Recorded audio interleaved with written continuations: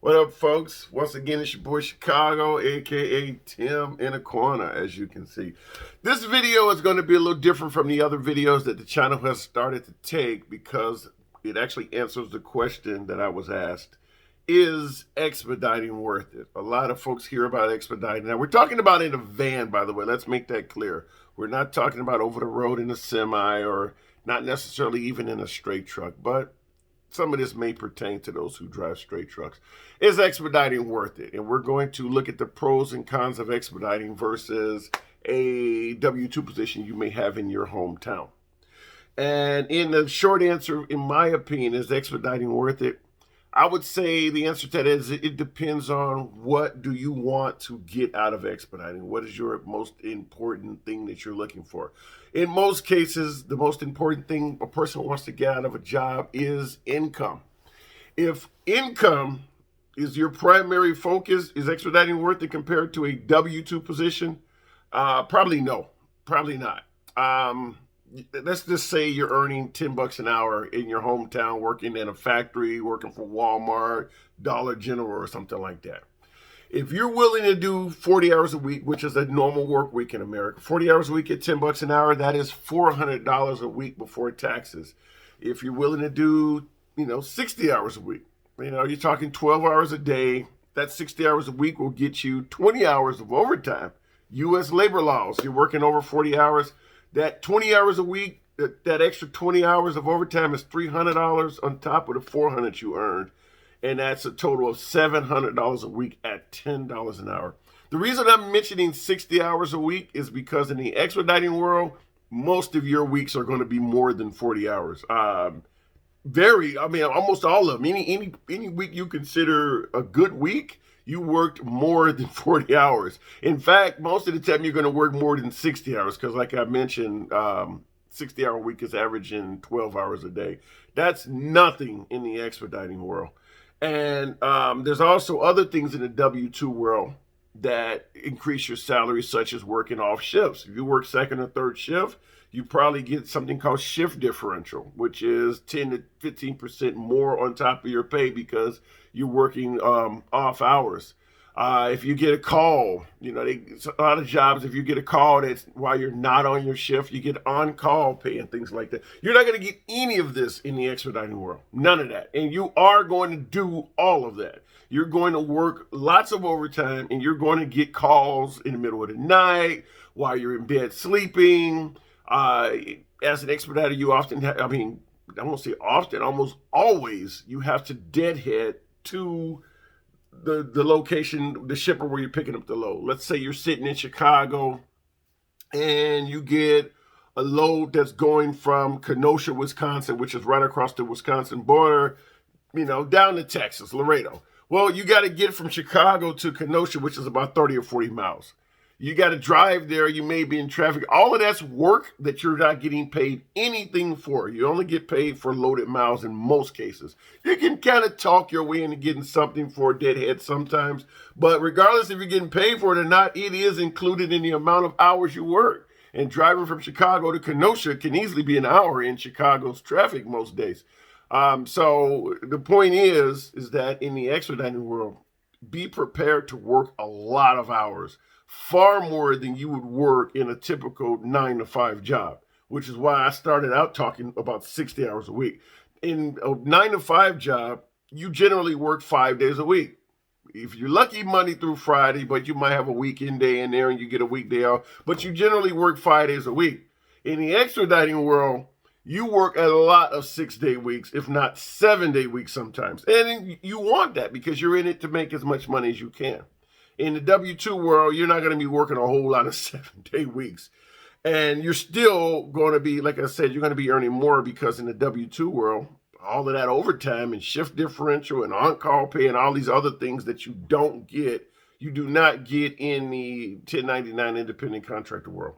And if you notice, I'm not even talking bonuses, potential benefits, and all kinds of other things that the W-2 world offers you that you're not going to get as a 1099 driver. So if you're, like I said, if you're looking for finances, and that's what you're using to compare your day job with expediting, it's not even, my opinion, it's not even in the same realm. And I use numbers based on $10 an hour. That is a very low salary in 2021. That's hovering around minimum wage.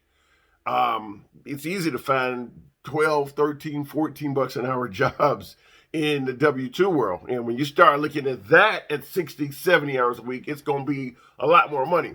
Now, I will say in the expediting world, there's levels just like there are in the W-2 world. If you're driving somebody else's vehicle, what they call you have an owner, which is the owner of the vehicle, then you're at the bottom. You're making as little as you can, because that owner of your vehicle, who owns the vehicle, he's incurring the cost of running that vehicle, but he's also taking a chunk of your salary.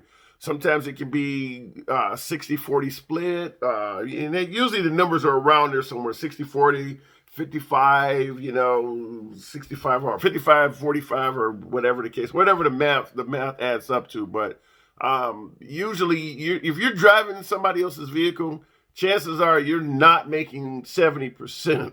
I haven't heard of many drivers that drive somebody else's vehicle that's making 70% of their income. It's usually less than that. So obviously you want to own your own vehicle. That's the first promotion in expediting, is trying to get in it and become your own owner operator. For some, that's easier than others. I started out as an owner operator. I have never driven anybody else's vehicle. I have always owned my own vehicle. But I still will tell you, even driving my own vehicle, as a W-2 employee, you usually will make more money. Now, there's a huge pro driving as an expediter. It's not all cons. There's some pros of being an expediter compared to a regular job.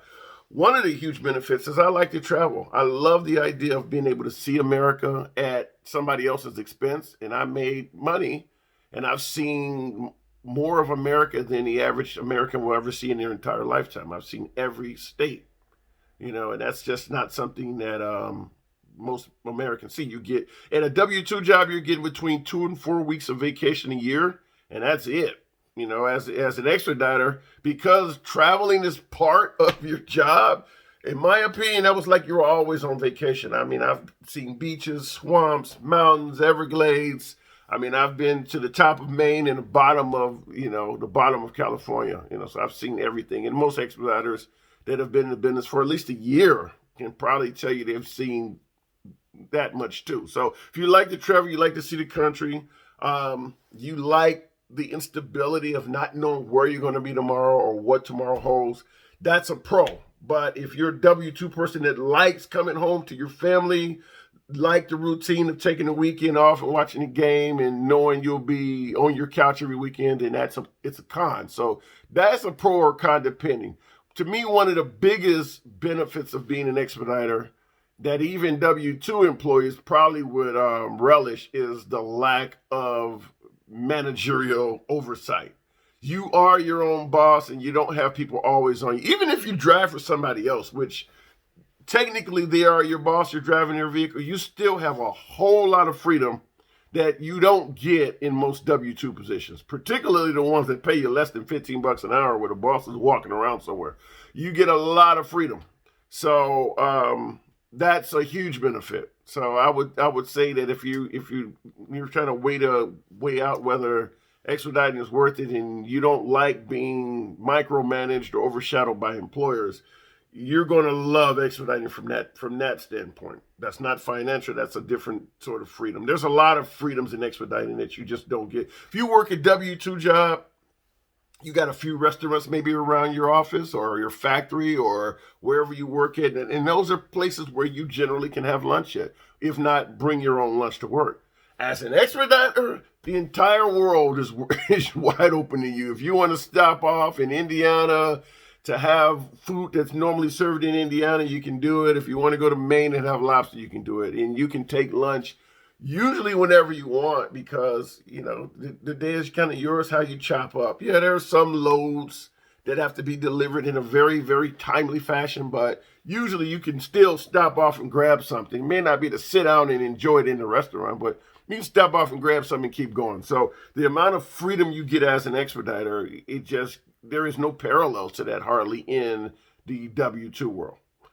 Other than that, like I said, I would say in regards to it being worth it, most of the things, if you're watching a video and contemplating being an expert, you know a lot of the cons, and you're okay with them. A lot of people can't drive and can't deal with traffic. They're not good at dealing with traffic. It screws them up mentally. They get road rage. If you're contemplating being an expediter, you're fine driving in traffic. You like to drive because that's what the job involves. Now, the problem, though, sleep deprivation is rampant in this profession.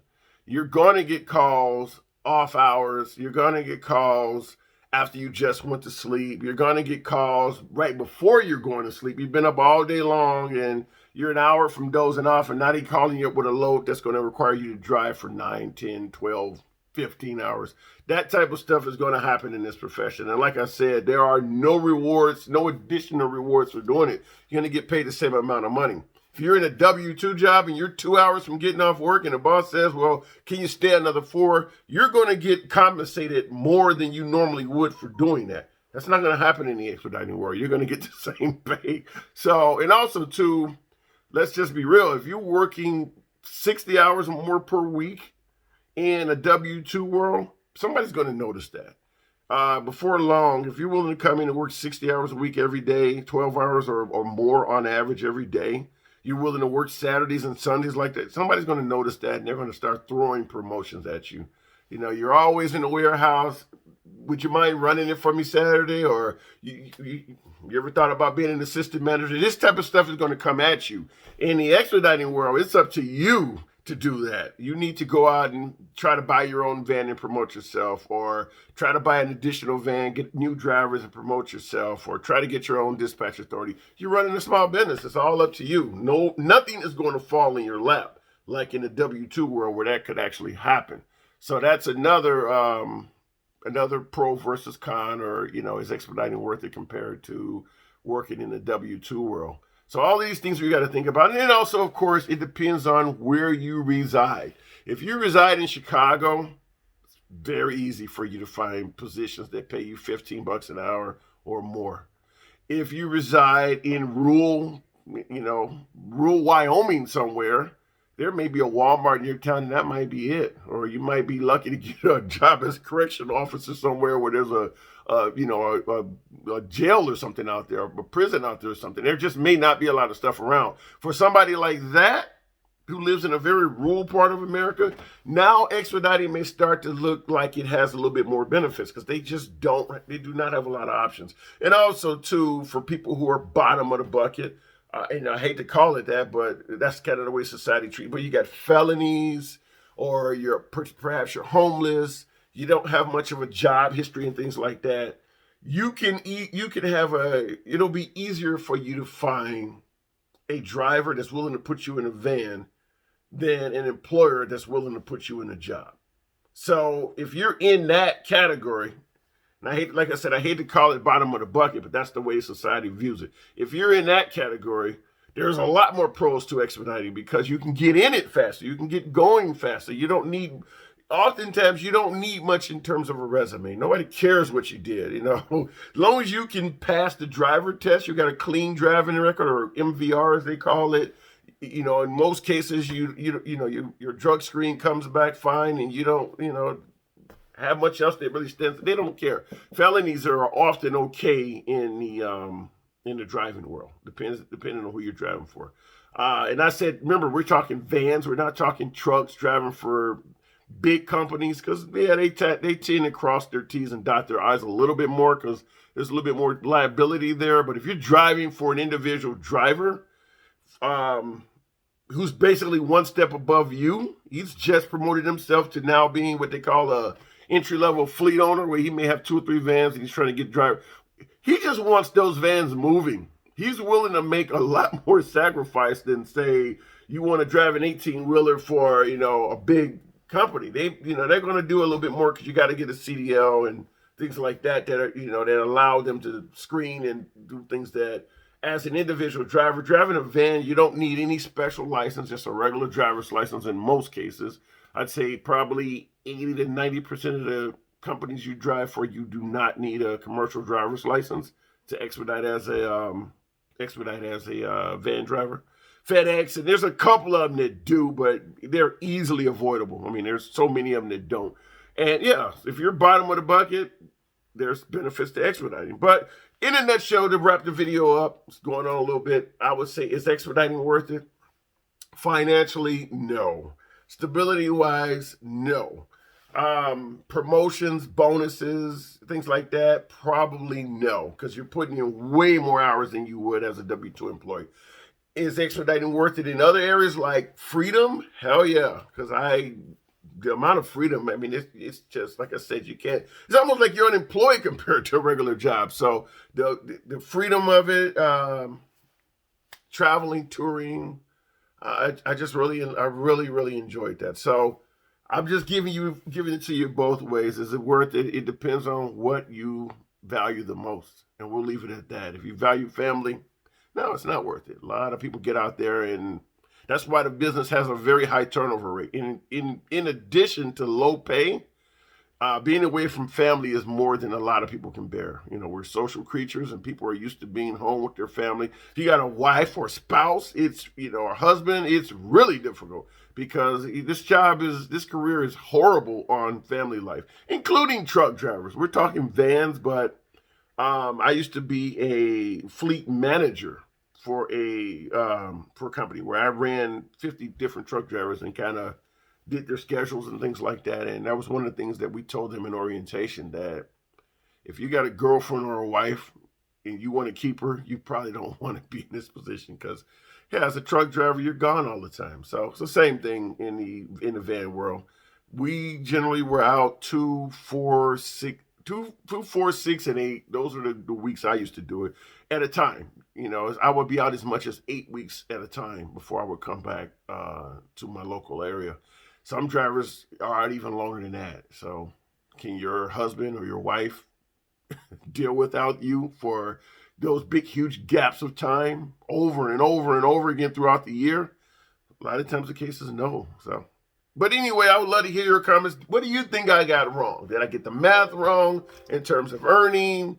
Are you only working 40 hours a week and you're making a killing? I think that's bullshit. But if you want to say you are, post it in the comments. We'll hash it out. I would love to know. Let me know if you've been expediting for a while. Do you think it's worth it? Like I said, in the W-2 world, you get promotions over time. In the expediting world, there are drivers who drove back in the 90s and early 2000s who made a lot more money than they do now. In this profession, the salaries have went down. Any job you work at, salaries will go up eventually. So that's a huge difference between W-2 and 1099. But let me know what I got wrong. I would love to hear from you. I'm going to cut it here. Is expediting worth it? Depends on what you value.